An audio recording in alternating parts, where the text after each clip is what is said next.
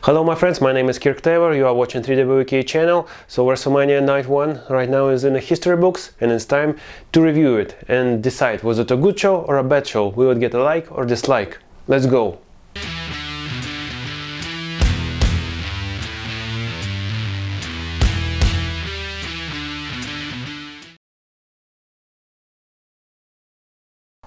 What's interesting that in the pre-show we actually don't have any matches, and thank God it is, so every single match will be on the show. This is good, this is great. So the show started with the arena and all the wrestlers standing in the entrance area, and Vince McMahon was saying that he's grateful for everybody, so he thank all of us fans and welcome us to WrestleMania. Nice touching moment by singing America Beautiful by Baby Dexter. And it's interesting that in the first row you can see McMahon's, Shane, Vince and Stephanie, Triple H and your tribal chief Roman Reigns. Then we proceed to a very funny intro with epicness and history of history, all this stuff. This is great. And then it will start for the proper show. And this is the time where the weather just got crazy and it was raining and WWE couldn't start the show, so it was a weather delay, as they say. And this is a time where the Twitter just melted down. It was a time of unscripted promos. You know, honestly, was a lot of unscripted promos, so to be honest, I just write it down there. So we started with Shane McMahon, then we switched up to MVP and Bobby Lashley, then the Drew McIntyre came to him, they started to scream to each other, then it was New Day, Braun, then we switched to commentators with raincoats, then we switched to the discussion panel, it was Bianca Belair, Kevin Owens, Seth Rollins, so a lot of people, because WWE just didn't know what to do, so they started to put some video packages. Yes, the promos, so all the stuff, so totally it was like 40 minutes delay. But yes, this is weather, you cannot do anything with it. Then Hulk Hogan and Titus O'Neil came out and welcomed us to the show, and this is it. This is everything that they just did. I suppose that the host of the show must do something bigger than this. They just welcome us and that's it. So anyway, finally we started the show. And our first match was Drew challenging for WWE title against Bobby Lashley, and the Drew was the first guy to walk in the ring, and you can see the pure emotions in his face and his eyes, because yes, he finally saw the fans, because 2020 was the year of Drew McIntyre and he did it in empty arenas in Performance Center, and now finally he can see the people, and this was a very nice and touching moment. And as for the match, I can tell you this is very good, nice one, so I wouldn't even delay it, so it gets a like. And Drew McIntyre taunting Bobby Lashley, showing him there were a lot of suplexes, belly to bellies. At some point Drew delivered 3 DDTs straight forward, but no, Lashley kick out. And there were an amazing moment where MVP and Bobby Lashley were outside and Drew just ran away and jumped over the ropes at them outside. Amazing, because Drew McIntyre is not a small guy, and just look how agile and quick he is. Drew of course wanted to do the Claymore, but at some point Bobby Lashley just went out of the ring. Then again Drew tries it, but MVP screamed to Bobby Lashley, look out, and again no. And then Bobby finally got his heart lock on Drew McIntyre. Drew McIntyre tries as much as hell, but no, and still your champion Bobby Lashley. And this is good because Drew McIntyre didn't tap out, so he passed out. So this is a little bit different, yes, so makes Bobby Lashley looking strong, but Drew McIntyre wasn't weak here. So great match, good start of WrestleMania. Amazing, and good for Bobby Lashley. Yes, as I was telling in the predictions, yeah, he just got a 1 month with the title, so it's not the time. So I guess that they're gonna have some rematches in the future, and I'm looking forward to it.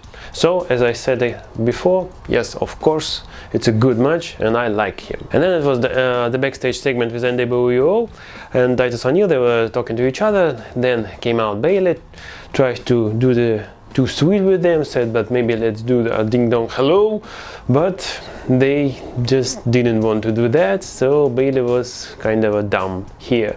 So this is nice. Bayley is always great and funny, so good stuff, like. And the next match was a tag team turmoil, yes, for opportunity to face Nia Jax and Shayna Baszler at next night, night 2 of WrestleMania. And of course Nia Jax and Shayna Baszler was watching outside in the backstage area on TV, and yes, as they do this like that, well, okay, I guess it's never gonna change, but people don't watch TV like this, WWE. Can you understand that?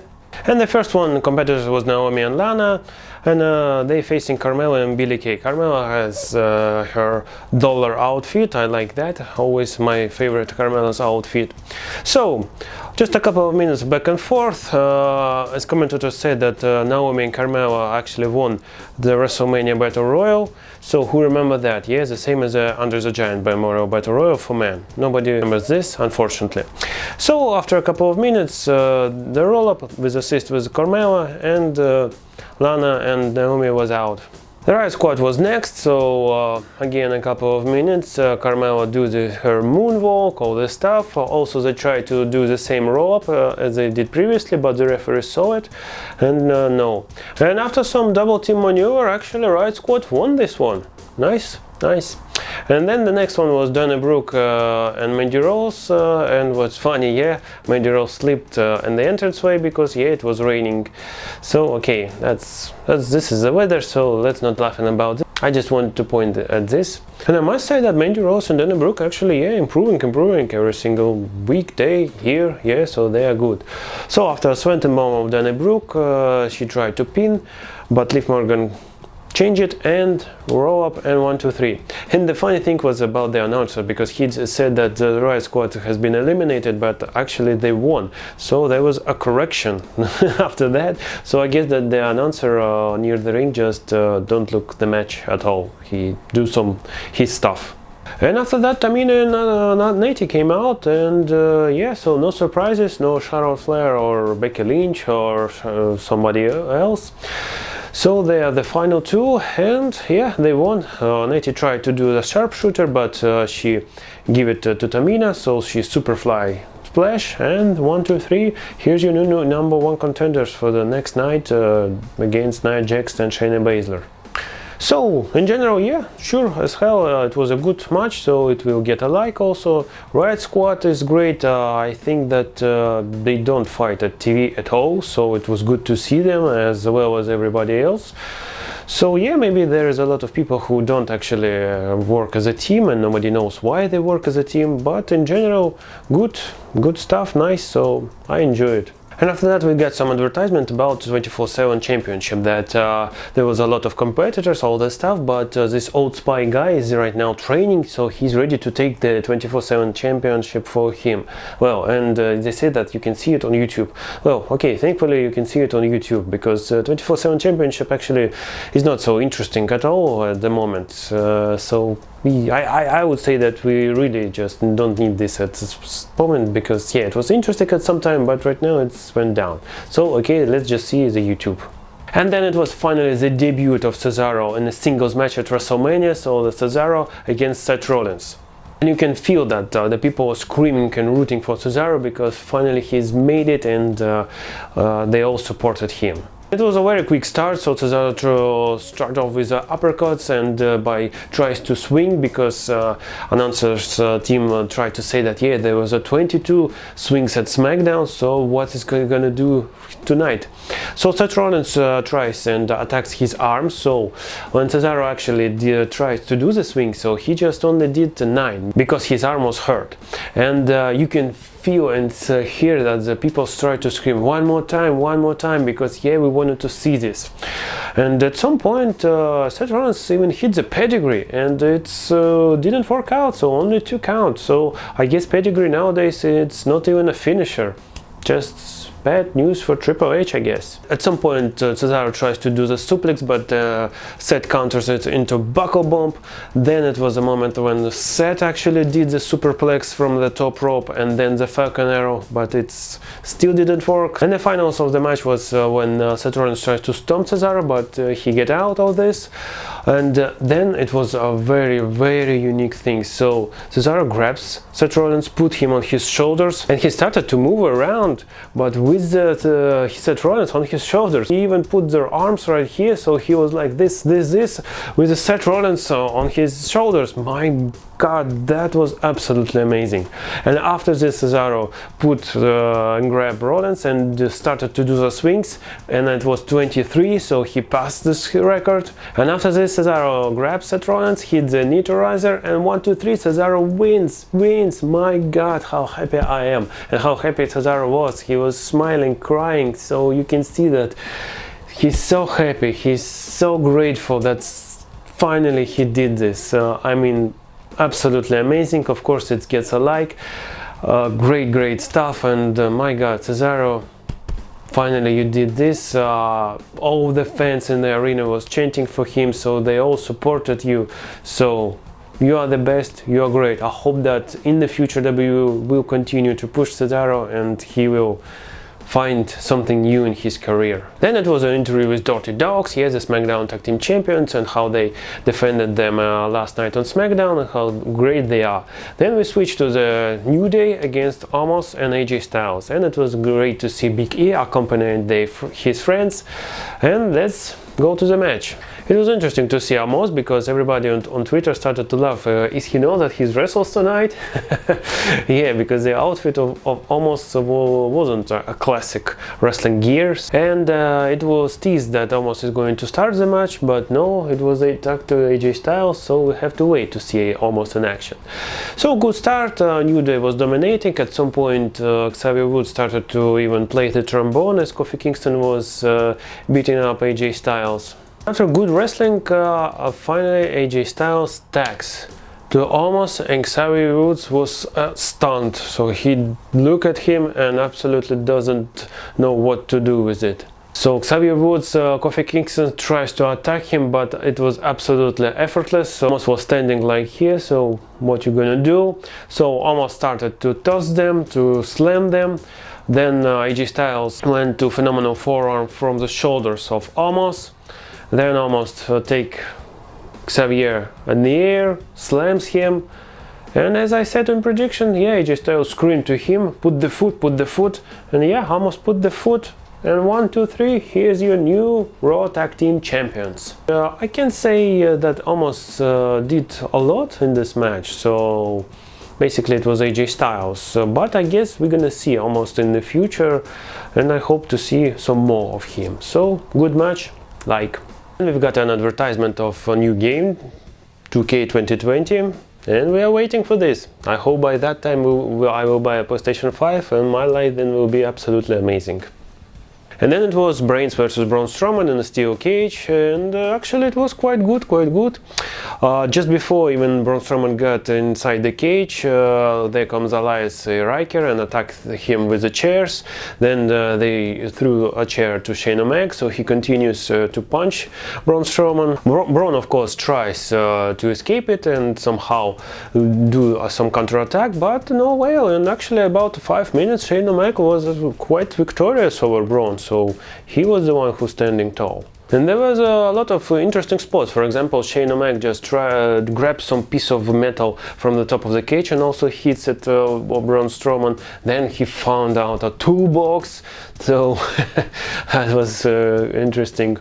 And the most interesting part of this, of course, when Shane O'Mac decided to escape the cage, Braun Strowman just gets Shane by one hand, grabs him, and then by the other hand he just rips off the cage and drags Shane O'Mac inside the steel cage. Now that's very unique, so this is great that they found something new to do inside the steel cage match. Before that, of course, it was a classic coast to coast from Shane O'Mac, and the most interesting spot was at the top of the cage when Braun Strowman and Shane O'Mac was standing there, and Shane McMahon just went down from the hands of Braun Strowman.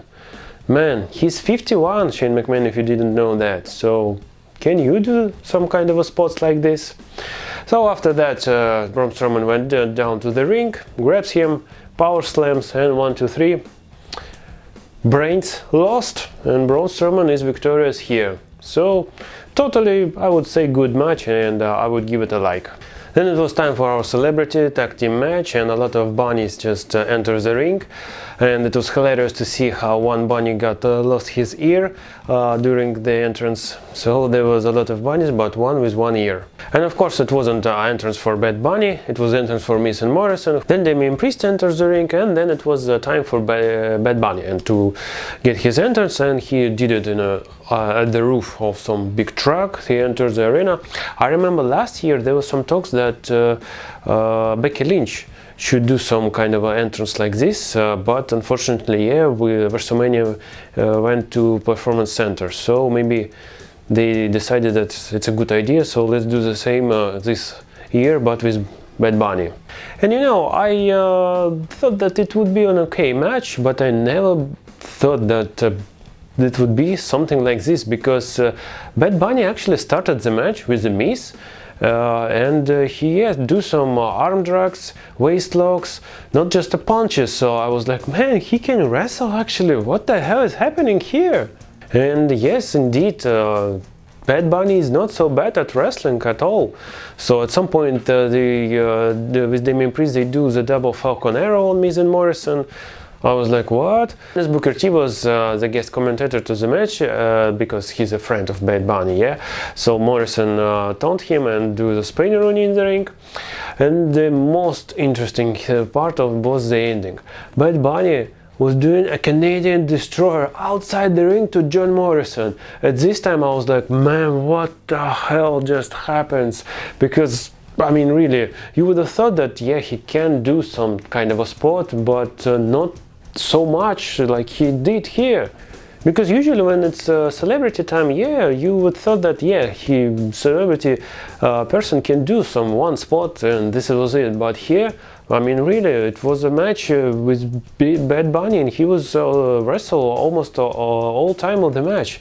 There was a lot of spots which I didn't mention, but yeah, he can do this. So the ending was, yeah, with splashing the Miz and 1, 2, 3. Bad Bunny and Damien Priest won here. So my gosh, just applauding, because yeah, this is great. Bad Bunny is really great, and of course this match gets a like.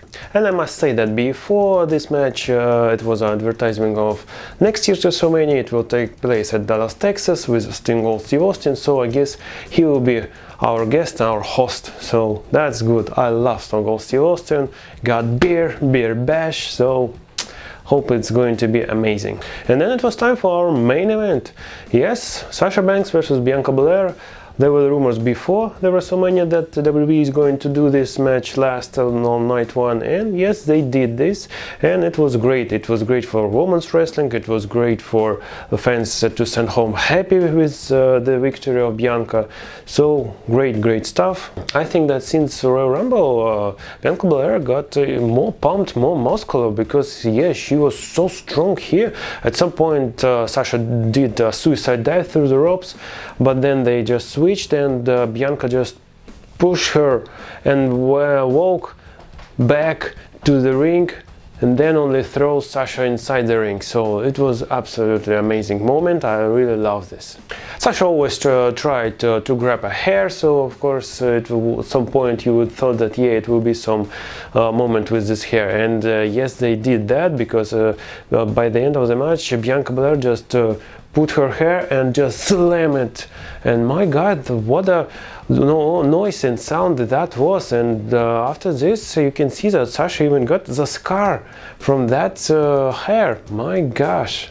Sasha of course tried a lot of times to do the bank statement, so Bianca would have tapped, but no, she always get out of this. And after some time Bianca just grabs and hits her finisher, and 1, 2, 3, we've got a new WWE SmackDown's Women's Champion, and it's Bianca Belair. And you can see in her face, her emotions, how happy she is that finally she did that. She is a really hard worker, and it's great that she got this moment. And of course this match is great, and it gets a like. And this is it, my friends. This is night 1 of WrestleMania 37. What can I say? It really was a great show. I don't see anything bad. So yeah, again, no dislikes at all. So everything I got liked, and overall I would say that of course this show gets a like also. And this is it. Again, my name is Kirk, you are watching 3WK, so let me know down below in the comments what do you think about the show. You can follow me on Twitter. If you enjoy my videos, please do like, share and subscribe, and I will see you very soon. Bye!